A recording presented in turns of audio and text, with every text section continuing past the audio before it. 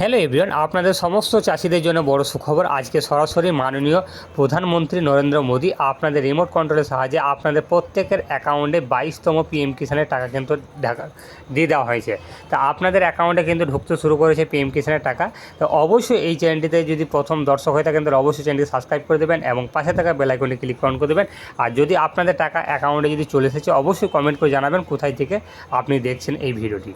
तो चलो main video देवियों सज्जनों, अब असम की पावन धरती से प्रधानमंत्री किसान सम्मान निधि पीएम किसान की 22वीं किस्त का हस्तांतरण किया जाएगा, जो देश के किसानों के कल्याण हेतु भारत सरकार की एक ऐतिहासिक पहल है।